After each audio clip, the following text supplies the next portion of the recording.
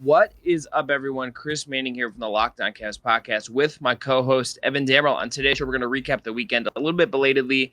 We're going to dive into that and where things stand with the Cavs into the Eastern Conference playoff race. Let's get into it. Cavs need a three. Sexton works on Irving, trying to get loose. He'll fire. Hey! Knocks it down! Ground. Here goes Okoro to the bucket, and oh my! Okoro throws it down. 10 seconds to go. Here comes Colin Sexton. Sexton chased by Hill. Off to Stevens. Oh my! 45 ticks to go. That shot is blocked by Nance. Get that big stuff out of here. Prince knocks down that Harden pass. Garland's there. Garland upstairs for Allen. Oh, look out! There you go. That's called team ball right there.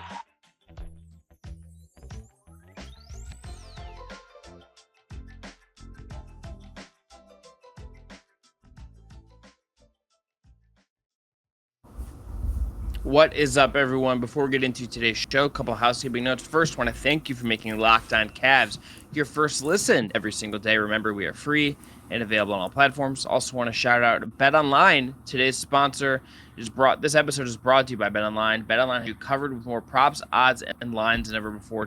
BetOnline, where the game starts. Evan, a busy Cleveland Cavaliers weekend, beating the Knicks on Saturday, losing to the Philadelphia 76ers on Sunday. I think we're going to get to those games, but I think in the first segment, what we should do is just cover a little bit of the news. Let's start with first that Jarrett, you reported this. It has kind of been underneath a little bit. Jarrett Allen is traveling with the team. What is your read on this? That Jarrett Allen is gonna be with the team.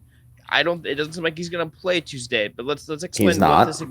Let's explain the significance of what it means as we look at him possibly returning before the end of the regular season. What does it mean that he's going to be with the team Tuesday night in Orlando?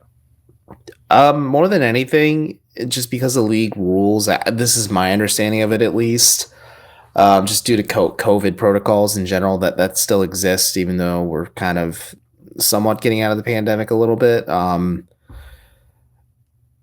If a player is not ramping up to play on the floor, i.e. Jarrett Allen in this case, you don't travel with the team if you're injured. So Allen stayed home for the most part on any of the road trips Cleveland had while he's out. He was not there in Atlanta. People will point at Colin Sexton just kind of being at the Hawks game, but Colin Sexton's from Atlanta and he's rehabbing there, so that's why there's those videos that like Serena Winters put out of him just putting up shots pre-game with Cavs trainers prior to the Cavs loss to the Hawks. But I think it is noteworthy just because this is the first clear indication that says, okay, it's not a matter of if, but it's a matter of when Jarrett Allen returns to the floor, because that is fairly significant to say that, yeah, he's ramping up production. He is trying to get acclimated physically, because JB Bickerstaff said prior to the game against Philadelphia that they completely shut him down just because of the calf contusion, and also they wanted to let his hand just rest a little bit and completely heal.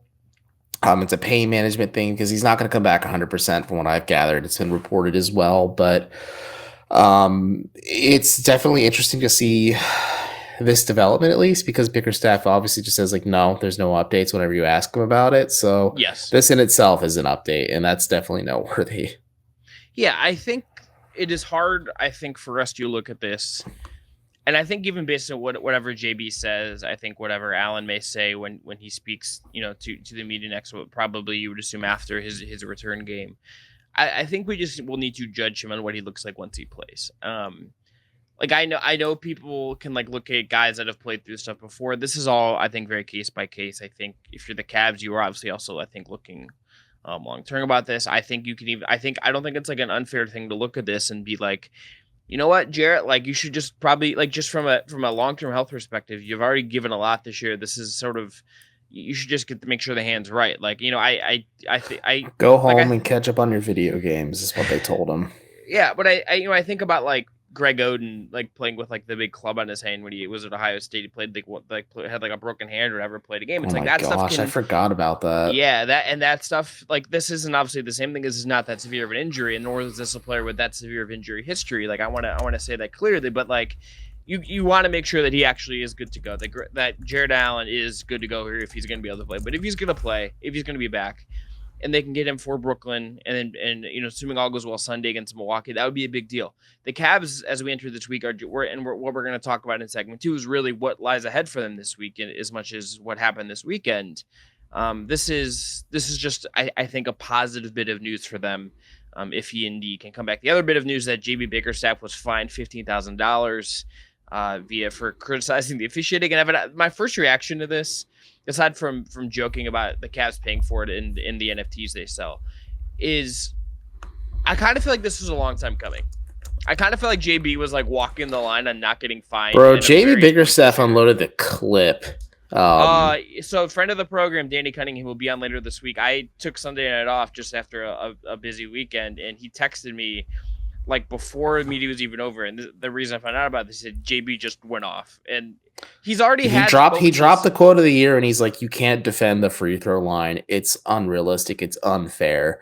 It was yeah, I know a friend of the show, also Marissa McNeese, and I were sitting next to each other. I looked over at her wide-eyed, and she looked back at me, and I just mouthed like wow to her, because he didn't hold back. He was clearly pissed. He said that they lost the game because of the officiating, because Darius Garland was wrongly fouled, and the NBA's last 2-minute report said he was right. Garland was fouled with the Harden Markkanen one to me was the real egregious one. Yeah, that, or I still question the push off on Karis LeVert with 4 seconds to go, but that's just me. Like it was a wacky sequence of events those last 2 minutes in terms of the officiating. I was just like, wow, they're really going to do it. This is the second time in a row. This has happened in Cleveland where the refs just kind of swallow their whistles or they blow it Philly's way. And I also think JV saying that James Harden and Joel Embiid are supremely talented players, but they also know how to play the rule book, was like the perfect summation of, I think, just opposing coaches' frustrations in general with having to deal with not just James Harden, but Joel Embiid and those two together. I mean, look, the way I feel about this generally with officiating is I think the best portion of this season. Thank God you're not weirdly hostile about officiating on Twitter, so go ahead. Look, here's the thing. Your life is just... I looked at Twitter maybe 3 times a weekend. Guess what? My brain feels amazing. Don't look at Twitter. It's bad for you. It is. I had a wonderful day. The early in the season, and there's like the chart that... I also got to correct you on an Ohio State thing when we're done. On a what? The Ohio State, Grego, and I think Dallas Lauderdale's who you're thinking of, who played with a broken hand. No, I don't think... I've been having a group text with 2 friends of the show about this for several days. Okay. I looked at a picture of Greg Oden in a cast. Evan, don't okay, I see Dallas Lauderdale playing with a cast on his hands. I'm going to send you a picture of Greg Oden, and before this episode, you will apologize to me for coming at me. Throw it on the show. Throw it on the screen. No, don't have rights to that. I'm not getting us taken down off YouTube. We have money to make. Secondly, the other part of this that I think we have seen, like, at LG35 on Twitter put up that graph of like the foul calls on 2-point shots, like that is spiked, and it's like a bigger spike than from like 2008. From the beginning of the season to now, it's a bigger spike in the number of fouls that have been called on 2-point shots from 2008 to the beginning of the bubble. And honestly, that sucks. That just sucks. The game is being called like it was last season when everyone was just really full of angst and frustration. And it's nowhere like it was at the beginning of the season when you saw like James Harden, Dame Lillard, etc., like getting frustrated, and Trae Young as well, just because they aren't able to bait those easy fouls. And the game is a lot more fun that way. And I don't know. I agree with JB. If you're going to call it that way, you have to call it evenly on both ends. You just can't swallow your whistle for one team because... I don't know. And there's always the coach's cliche, too, where you can say, like, well, you can't let the officials beat you because then you've already lost. So, I don't know. It's frustrating. I think, like you said, it's a long time coming. This is the second time he's been fined for criticizing officiating, and the third time in general he's been fined this year, I believe. I don't know. I think it's funny that Cavs fans are trying to cobble together a GoFundMe to pay the $15K, which would be impressive. If they're able to do it, donate it to the Trevor Project. Best charity I always say to give money to. Yeah, JV Bickerstaff makes a lot more money than the people donating that he could pay his own fines. Yep. That he can pay his own freaking fines. All right, after the break, let's talk about the weekend ahead. The weekend that was in terms of what happened. The Cavs beat the Knicks, lost to the Philadelphia 76ers. I think we'll focus more on the collective than one specific game. But Evan, first going to tell everyone about our friends at Built Bar. This is the time of year when people give up on their New Year's resolutions. I know that has happened to me in the past, but what Built Bar is here to help you do is help you get through that New Year's resolution wall and get you some great treats that you're going to want to eat. They have so many great flavors because they're covered in 100% chocolate, and they put flavor first. They worry about taste first. They make it taste delicious, and then they worry about the health. Think about some of these great flavors. Evan's favorite, for instance, is cookies and cream. There's mint brownie. Good There's pick. coconut. There's coconut almond. There's peanut butter brownie. You Dude, can't go wrong. You know what I thought of just now? If they made like an ube flavored, I'd smash that. Like that'd be so good. Go ahead, Built Bar. There's a free flavor concept for you. Oh, buy a sponsor of the show. Anyway, go to built.com, use the promo code LOCK15 and get 15% off your order. Again, the promo code is LOCK15 for 15% off at built.com. Check them out today. They have all the great flavors. Get a mix box, build your own if you want to try them all. I mean, you can't really go wrong. 17 grams of protein, 130 calories, 4 grams of sugar, 4 grams of net carbs. Can't beat it. Built.com, promo code LOCK15. Evan, so I want to ask you, what was your big takeaway from the weekend? As far as the Cavs going 1-1 and really, to me, looking like a better quality team than we saw in the loss to Dallas, the loss to Atlanta, the 3 straight losses we saw against the Lakers, the Raptors, and the Bulls. Mm-hmm. What did you make of the weekend? I mean, like you said, they did come out with a lot better of energy than they did against the Hawks or the Mavericks, and hell, even the Magic. They looked sloppy at times too. Granted, possibly losing Market and possibly losing Lamar Stevens and losing Evan Mobley does really take the wind out of your sails there. But I think Karis LeVert kind of summed it up best, where that was the first time the Cavs, it felt like, at least because they lost due to circumstances that are out of their control with the officiating. Let's just be blunt about it, but that was the first time in a long time the Cavs felt like they played like a full, complete, quote-unquote, 48 minutes is what JB Bickerstaff likes to harp on, and so do the players do. And if they kind of carry that energy with them and just get through this slog of the last 3 games of the year in Orlando, in Brooklyn, and then at home against Milwaukee, I don't know. I feel like they have a puncher's chance in the play, and especially if they're getting healthy towards that stretch as well. If like Allen and Mobley are back, and they're just kind of hitting on all cylinders at the right time, maybe they can catch fire again. Maybe catch a team off guard. Yeah, I mean, I think then gave you a little more confidence that perhaps they're not just going to like peter out here. They are now a game and a half up on the trio of Atlanta, Charlotte, and Brooklyn. They have a little bit of, as we head to the stretch run here to maybe avoid this, and at least they're not going to get to the top 6. I think those dreams are dead at this point. They're 2.5 games back of Toronto. Like, even if they have the tiebreaker, a lot would have to go right for them to get there. Well, no, it's more so Chicago they'd have to be chasing at this point. I think Toronto's locked in as the 5, and people are saying Chicago could go 0-4, and I'm like, I don't think so. Yeah, these things are, as we're recording this right now, the Bulls are 45-33 as the 5th seed. The Raptors are 45-33 behind the Bulls with the tiebreaker as the 6th seed. Cavs 2.5 back of both those teams. And then my apologies. It's okay. They're 1.5 up in Atlanta, and I was wrong. They are 2.5 up on Charlotte and Brooklyn with 3 games to go. What I think you're hoping for Cleveland is if you can manage these last 3 games and build off this past weekend, build off beating the Knicks. I think overall at the weekend, playing with more energy, playing with like a little more like composure, a little bit more just kind of felt a little more Cavsy to me over the weekend than some of these other recent games. It's a good way to put it. Cavsy's a good way to put it. Like they didn't feel like totally out of sync to me, even though it's still not the same team, but it didn't feel like a team that was completely all over the place like we've seen them in some recent performances. I think you can finish in 7 or 8, have 2 chances at worst to get into the playoffs, and you go from there. And I think if, whether you play Brooklyn, whether you play Atlanta, whether you play Charlotte, like if you can get, that 7 or 8, even if you have to go on the road for game 1, you're still in an okay spot to play the second game at home. Give yourself 2 chances. Like, I feel more confident that is where this is headed than I might have before the weekend. Because like coming into the weekend, it was just like the energy was so off. Low. It was low. It was a low energy team.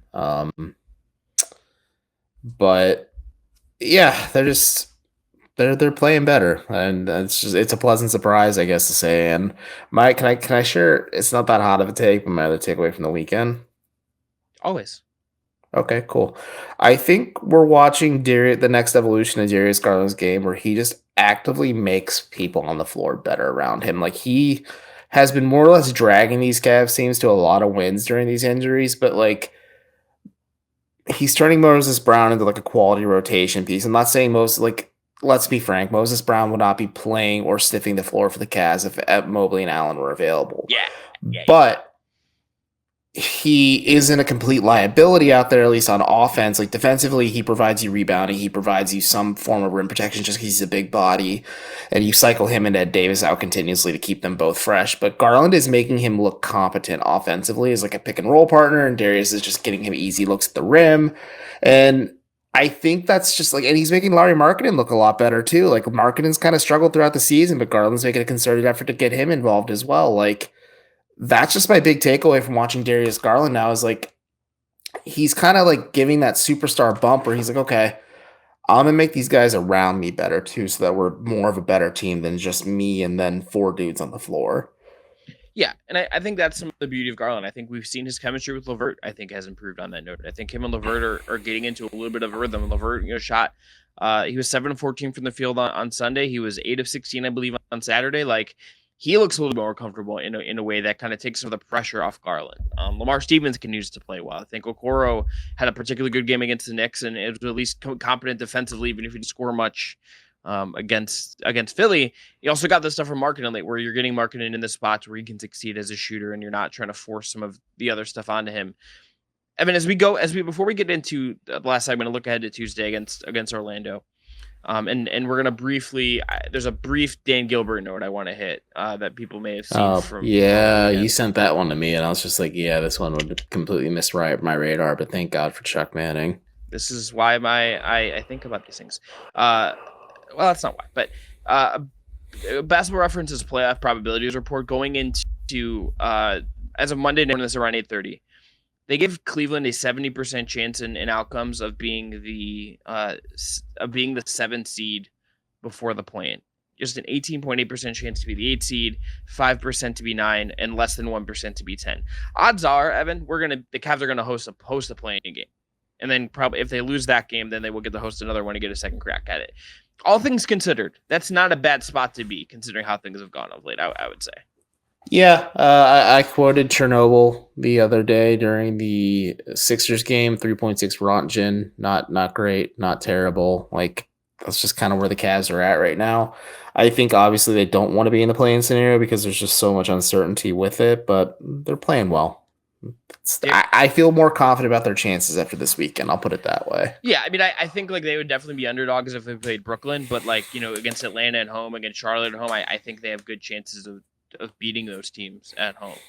Yeah, I absolutely agree. Especially if Jarrett Allen comes back, especially if Evan Mobley can come back and be... Those two will give this team such a shot in the arm, just like swagger-wise, because especially Allen, because that verticality and just the vertical threat and rim protection he provides, like, would really boost this Cavs team morale-wise. Having their best players certainly helps. Okay, Evan, after the break, we're going to... Well, what's your Dan Gilbert footnote? No, we're going to get to that in 3rd second, because I don't have a ton to say about the Magic game. I really don't. Magic stinks. Wasn't that magical? Well, Evan Mobley got hurt in it, and they won. Oh, the way back when. Okay, so we already talked about the Magic game. Well, because they play Orlando on Tuesday. That's why I'm talking about what we're going to. Oh, right. You're killing me today. But you tell everyone first about our friends at BetOnline. Absolutely. It's that time of year again as college basketball's tournament is over, and we're recording this before North Carolina, Kansas, so we don't know the results. But for all the latest odds, contests, and South Carolina, the Don Staley era, took care of business against UConn over the weekend. Go Cox, baby. From all the latest odds, contests, and player props, BetOnline.net is the #1 source for all your sports betting needs and info. BetOnline.net remains the best spot for all your sports scores, podcasts, and news this season. And it's not just basketball. BetOnline is your continued source for all your sports wagering information needs, including live betting and your favorite Vegas casino games. So if you're interested, head to their website today or use your mobile device to learn more about the trends in action. Right now, for instance, the Cavs are plus 4,000 to win the Eastern Conference if you believe in the team that much. Or if you're a believer in JV Bickerstaff for Coach of the Year, he's plus 600, the second best odds to win the award right now behind Phoenix's Monty Williams at minus 700. Or if you want to bet on games, you can do that at BetOnline. For instance, last night's game for the Lakers, they were 4.5-point favorites over This is all copy. They're like 8.5-point favorites right now over Orlando. So that's okay. pretty The Cavs are 8.5-point favorites over Orlando right now, and if you bet on the Cavs, I feel like that's a pretty safe bet. So check out our today's sponsor, BetOnline.net, where the game starts, and the exclusive betting partner of the Locked On Podcast Network. All right. Last segment, Cavs Magic. Jeez. You were a pigeon that flew into my plane's engine. I was trying to land that one. I saved you from a mistake I made. Anyway. Because I was like, wow, they're 4-point favorites over the Nuggets. And then it said the Lakers over the Lakers. I'm like, I guess that it's technically true. The Lakers beat themselves when they traded for Russell Westbrook this year. So anyway. And there we go. All right. Anyway, last segment of the day. Cavs Magic. Again, Cavs are 8.5-point favorites according to our friends at BetOnline. Look, the Magic stink. They have a lot of guys injured. Wendell Carter's not playing in this game. Cole Anthony's questionable.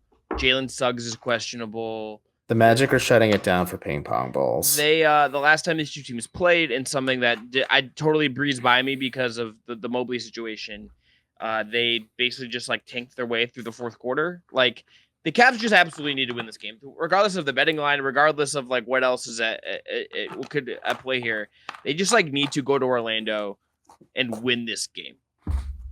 No, I absolutely agree, and I don't have much to say about the Magic either because, like you said, they're resting a lot of people. I think Franz Wagner's fun, but I just think the lack of Evan Mobley going up against him just kind of the little atmosphere coming into it. But like you said, the Magic are resting a lot of key players.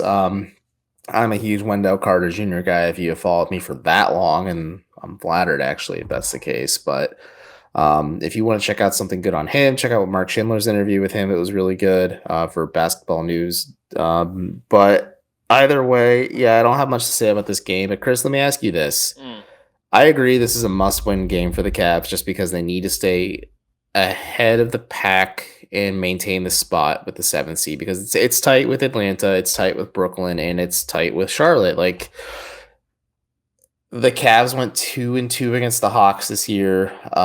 They went 2-2 against the Hornets this year as well, and they can finish the season series with the Nets. These are important games if they end up tying record wise. So prediction wise, how do you think Cleveland finishes the season? I'm saying 2-1. I think they'll lose to Brooklyn on Friday because Brooklyn might be aware of the fact that they want to host a play-in series or two. And the easier path is always better, especially for a veteran squad like that. And I think they'll play Kyrie and they'll play KD and they'll play everybody who they can. And maybe Jarrett Allen comes back that game. He's certainly not playing against Orlando, but I think they're going to go 2-1 to finish the season. How about you? I tend to agree just with the wild card of what Milwaukee wants to do in the last day of the season. Because the other thing about the other thing with them is just in the play-in tournament. Look, just think about this. I know it's Mike Budholzer, but I just don't think it makes any sense to play Giannis or any of those guys. It just depends on what the standings look like, and they also will get a built-in break because of the play-in tournament. They will get a week off before the playoffs start. So it just depends on what they want to play for. That's fair. That's absolutely fair. I want to believe Mike Budenholzer has evolved since winning a championship, and he's gained a little bit more of my respect. But if the Bucks are playing their entire roster, that certainly changes the calculus of things quite a bit too. It makes it exciting, the season game for the Cavs fans that go to the season finale next Sunday. But it certainly makes things a lot tougher, a lot trickier. But I just want to assume, at least in my eyes, just logically, they'll rest their guys, give them an extra day off or something like that. Maybe you just play Thanasis and you play every player that is just in the back end of the rotation, and then you watch Mike Budenholzer grind this out because that's just kind of his speciality. But I don't know, man. I'm more so interested in who's going to become healthy, who's going to become available, because they are in Orlando Tuesday. They will have Wednesday, Thursday off. They're in Brooklyn Friday. I know Jarrett Allen is traveling. Evan Mobley did not travel with the team. What if Mobley travels on Friday? That's going to be interesting to watch too, because the Cavs are not going to publicly say like, hey, this player is back, this player is not, or like this player, like other than just saying they're progressing, because they're not going to put like a timestamp on it saying like this player will be back by Tuesday because if there's a setback or things like that, and that just creates public pressure, and you don't want that. Well, and like I'm interested. Intrigued. The Cavs get a little schedule benefit this week of having Wednesday. They will have Wednesday off and Thursday off to get a look at guys back in Cleveland, to go through some practicing as you say needed. They like practice, that's the big thing. Yeah, and like maybe getting some 5-on-5 for these guys and see how they respond to it. Like that is sort of a big deal in this. If you want to look at other games, depending on how they're going to play out these next couple of days, the Hawks on Tuesday, Atlanta plays at Toronto, and the Hornets play at the Heat. The Nets are off, but they are in. They play at the Knicks on Wednesday. So that is they will beat. There is a little bit of a situation where the Cavs can. We'll see what they get out of these games, and we'll see if some of these other teams, like if the Hawks lose in up north, that would be a big deal for Cleveland. Like just to give themselves a little more breathing room towards the end of the season here. I could see the Hawks losing that. I mean, Toronto's good. Toronto's hot. Toronto's hot right now. We'll see what happens, in Miami, see what's going on with them right now, all that stuff. Like these, and I don't have much faith of the Knicks beating the Nets if I'm Cleveland, but certainly like weirder things have happened. Evan, let's end on this. This is not something that we can really get a lot out of, but if you're following the Cavs overall, I think this is just a story worth noting. Buddy, this is all you. I'm just gonna sit back and listen. Well, if you have any, I would like to see what you think about this as someone who's going to observe this sort of maybe as our listeners might as fans in this way. But it was reported via the UK, via various outlets in the UK over the weekend that Dan Gilbert is involved in a bid to buy Chelsea Football Club from Roman Abramovich. Now, this bid is with the Ricketts family. The Ricketts family owns the Chicago Cubs. Dan Gilbert is longtime friends with the Ricketts family. If you remember, when the Cubs won the World Series in 2016, there was that Dan Gilbert cameo with Mr. Trump at the White House. So, that happened. Just a reminder of a simulation. Of the context here. Notably, the Ricketts, this whole thing is complicated because Roman Abramovich is a Russian oligarch who is being forced to basically sell the team because of his connections to Russia. And all of that. Secondly, the Ricketts are being protested because of Chelsea supporters are not happy with some of the things the Ricketts, the patriarch of the Ricketts family has said about Muslims in the past. So that is just a note if you're paying attention to the broader Dan Gilbert Cavs ownership sphere. This is part of that.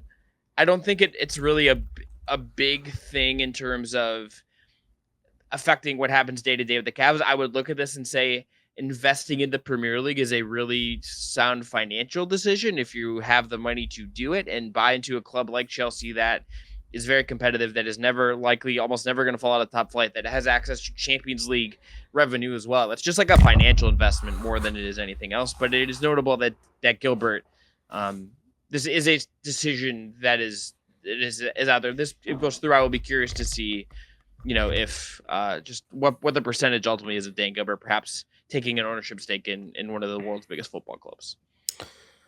Well, it's a recruiting pitch clearly to get Larry Nance Jr. to come back to Cleveland. Josh Hart, we can get you free tickets to any Chelsea game you want. Come to play for the Cleveland Cavaliers. Bro, I was talking to a friend of mine who is a pretty big Cavs fan. He was just like asking me like my thoughts. He's like, how do you feel about Josh Hart coming to Cleveland? I'm like, yeah, he'd be great. I think he's like a great upgrade over Jetty Osman for sure. You can start him. You can have him come off the bench. He can give you a little bit of 2-3 action.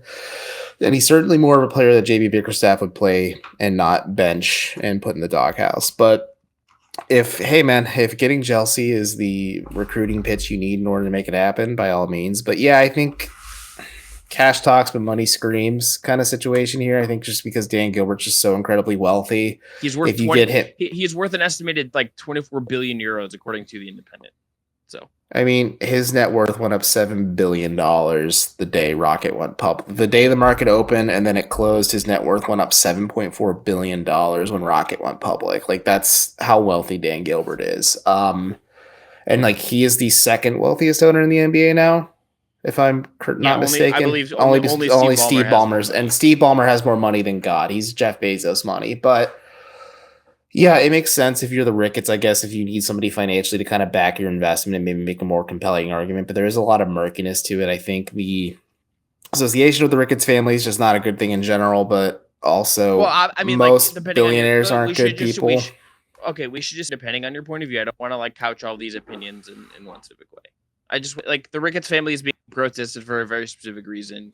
That's what I'm talking about. Like, Yeah. that's just not a okay thing. It's not like, a good. It's not. It's anti-Muslim sentiments is never a good thing. That's extremely bad. That's extremely bad. Yeah, we are a very inclusive podcast at Locked On Cavs. We love you all, but yeah, I guess that's just noteworthy. Is Stan Kroenke the one who owns? Does he own Arsenal? He owns Arsenal. That's correct. And okay, then, yeah. So I mean, like you said, there are a lot of Americans. Like Randy Lerner famously used to own Aston Villa. The Glazer family owns Manchester United. Mm-hmm. There are LeBron's in on Man U, isn't he? What? No, LeBron's in on LeBron via the Fenway Group is a part owner of Liverpool. Liverpool, that's it. So yeah, like you said, it is a sound financial decision to invest in any European club, especially an English football club. So it's a sound financial decision on Dan's part. I think it would just be certainly something to add to his portfolio that he owns. He owned 2 minor league teams. He owns a pro basketball team. Then bam, just owns like one of the biggest soccer clubs in the world. Yeah, or at least has an ownership stake in one of the biggest soccer clubs in the world. It doesn't seem like he's like fully fronting the bid in terms of the money. That's a Ricketts thing. It's just also just like notable how weird the world, like this thing that is sort of happening in part because of a war that is happening in Ukraine, and a sale happening because of said war is thus leading to the Cleveland Cavaliers potentially being a part owner in a football club. Just like a very like random, a very like bizarre, sad. We live in a simulation, man. We live in a simulation. It's very weird. So I just wanted to update that. That went a little bit longer than I sort of expected, but I wanted to note that is a thing that. No, bro, use this is our space. This is something you care about. I'm sure we have diehard footy fans like myself tuning in. So look. The world of like, I think like when you follow a team, I think paying attention what ownership sort of does is worth your time. I will just say that. I want to leave it at that. That fair? Yeah, I think that's fair. Okay. All right. Well, we're gonna exit there. We'll be back after the Cavs play the Magic on Tuesday. We're gonna get to our normal 5 this week just to be a little belated because of the game on Friday. We'll cover that after Friday just because that game is so massive. But Danny Cunningham is going to be on this week tomorrow. Again, we'll be covering Cavs Magic in full. Until next time, I'm Chris Stat7. Be well. Check out Locked On Magic if you want a great second listen today and get the other side of what's going on in this game. But until then, stay hydrated, be well. Talk to you tomorrow.